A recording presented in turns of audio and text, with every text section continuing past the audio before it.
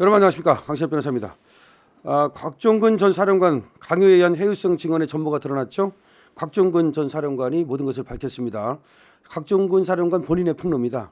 검찰은 협박성 증언을 강요한 자를 즉각 수사해야 됩니다. 다시 말해서 지금 사실은 이거는 강요한 거거든요. 양심선언을 빌려가지고서 협박해가지고서 증언을 강요한 거 아닙니까? 이거는 위증교사라고도 볼 수 있는 것이고요. 그다음에 강요죄, 협박죄라고 볼 수 있는 것이기 때문에 빨리 수사에 들어가야 됩니다. 여기에 대해서 윤상현 의원이 페이스북에 글을 썼는데요. 한번 보겠습니다. 물론 뭐 윤상현 의원의 말이 아니라 하더라도 당연히 협박성 증언에 대해서 위증교사가 됐든 그것이 강요죄가 됐든 협박죄가 됐든 빨리 수사에 들어가야 됩니다. 곽종근 전 육군 특수전사령관과 지인과의 녹취가 공개됐습니다. 이거 본인이 스스로 이 공개 깐 겁니다.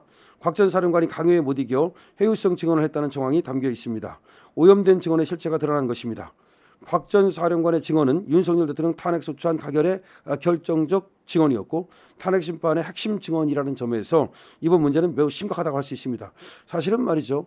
이 탄핵 재판을 갖다가 변론을 제기해야 될 그런 중대한 사유라고도 볼 수 있습니다.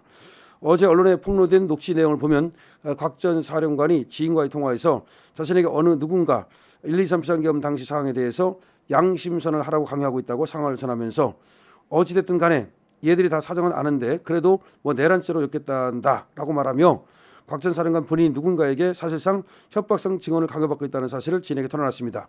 이게 곽 전 사령관이 자기 지인한테 얘기하는 거예요. 그러면서 나를 갖다가 내란죄로 엮겠다고 그런다. 그 얘기를 하면서 지금 변호사 선임하는 문제, 그다음에 아들, 딸 얘기를 해요. 그러면서 뭐 생계 문제 이런 것들을 얘기를 하거든요. 그러면서 공공아 나 좀 뭐 도와달라 뭐 그런 얘기입니다. 그런데 이 전화를 바로 곽종근 본인이 깠다는 거야. 왜 깠을까요? 자기가 그렇게 협박당했다는 것을 드러내 보이고자 하는 거 아닙니까? 자기가 어쩔 수 없이 저렇게 양심선언을 빌려가지고서 민주당의 해유 공작에 의해서 걔들이 원하는 대로 증언을 했다는 것을 사실로 말하는 거 아닙니까? 그럼 결국은 위증했다는 것이고 거짓 진술했다는 것을 스스로 말하는 거예요. 근데 이렇게 된 걸 보니까 원래가 그 공익제보자로 해준다 그랬잖아요. 그것도 안 됐답니다. 그다음에 무슨 뭐 변호사 삼성전자 부회장을 변호하는 변호사를 붙여주겠다 그랬잖아. 이것도 안 됐답니다. 결국은 이용해 먹고 버린 거죠. 그러니까 이제 이 곽종근도 참 어떻게 보면은 이용당하고 버림받은 겁니다. 그러니까 모든 것을 그럼 있는 대로 까겠다는 얘기 같은데 이 통화가 지금 조선일보, TV조선 쪽이죠. 여기에서 단독으로 지금 보도가 됐거든요.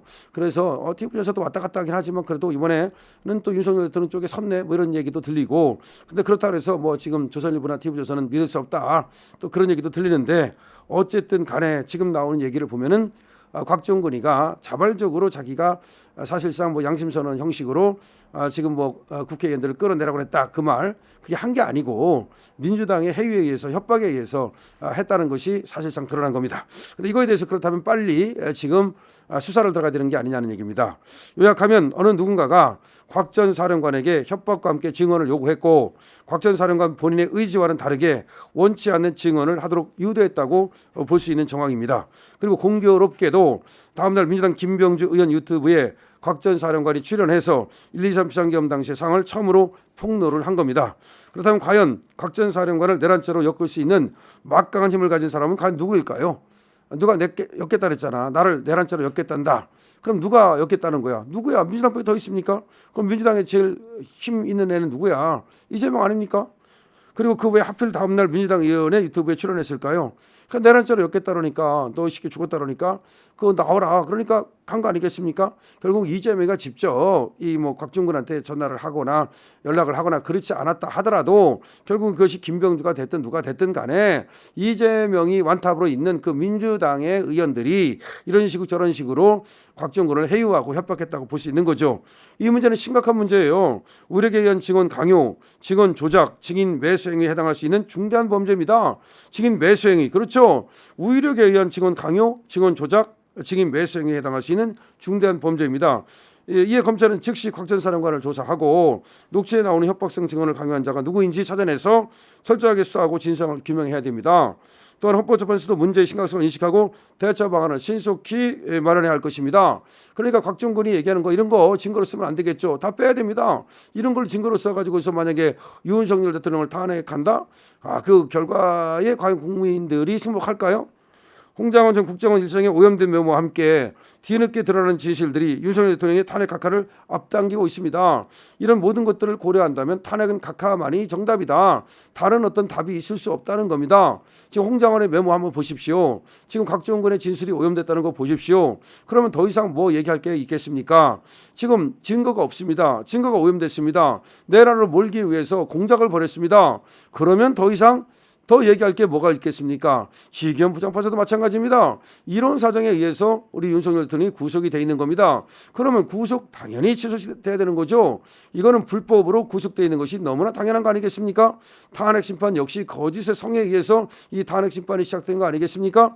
거짓의 성은 무너지게 돼 있습니다. 근데 무너진 그 성을 갖다가 믿고서 말이죠. 뭐 어떤 그 성위에서 지금 파티라도 할 겁니까? 그러다가는 헌법재판소가 바로 함께 무너집니다. 그다음에 중앙지방법원 지기현 부장판사도 마찬가지입니다. 지금 이 거짓의 성위에서 지금 심판을 하고 있는 겁니다. 그렇다면 말이죠, 빨리 이거 지금 성 자체가 거짓이야. 이거 거짓으로 쌓은 성이야. 그러니까 내란의 성이라는 건 이건 다 얘들이 만든 거야. 그렇다면 빨리 윤석열 대통령을 석방시키고 공수 기각을 해야 되겠다. 구속 취소 및 공소 기각 이렇게 가는 것이 유일한 답이라고 할 수 있고요. 지금 윤상현 의원이 페이스북에도 또 글을 썼는데 곽정근 전 사령관을 강요하고 협박하고 해유하고 그런 사람들을 수사를 빨리 들어가라는 내용입니다. 수사를 들어갈 것 첫 번째 검찰은 빨리 수사를 들어가야 되고요. 그다음에 우리 지기현 부장판사는 빨리 구속을 취소해야 되고요. 그다음에 헌법재판소는 탄핵 심판을 갖다가 변론을 제기해서 이 점을 다시 다루든지 아니면 뭐 그렇게까지 할 필요 없다. 어차피 얘 거는 전부 다 거짓인지 알고 있었다 그런다면 바로 얘가 한 말을 전부 다 싹 빼버리고서 그리고 이 해유와 협박에 의해서 이렇게 지금 모든 것이 이루어졌구나라는 것을 적시를 한 다음에 그래서 윤석열 대통령을 파면할 수 없다는 결론으로 나아가기를 바랍니다.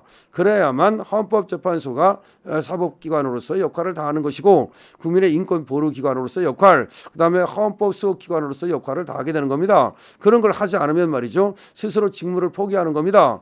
또한 그것은 권한을 남용하는 것이죠. 그래서 헌법재판소는 그렇게 되면 존재할 수가 없게 되죠.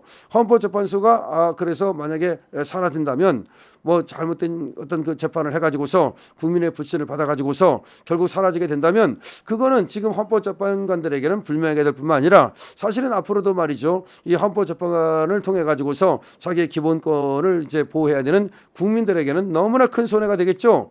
자, 지금 헌법재판관들은 지금 이 사건이 말이죠, 한국 법치주의 하나의 바로미터가 될 수 있다는 것을 기억해야 됩니다. 한국 법치주의의 승리를 위해서도 뭐 승리까지 갈 거 없이 한국 법치주의를 갖다 지키기 위해서라도 우리 헌법재판관들 바른 판단을 하기 바라고요. 자, 곽정근 참 이 해이한 놈들, 협박한 놈들 정말 빨리 깜빵 가야 됩니다. 이것도 이게 사람입니까? 자기들의 권력을 이용해 가지고 뭐 국회의원이라는 권력이든 뭘 이용해 가지고 약자 지금 상당히 궁박한 상태에 빠진 쉽게 말하면 다리 다친 사슴을 갖다가 그냥 요리한 거 아니겠습니까? 강실업 TV입니다.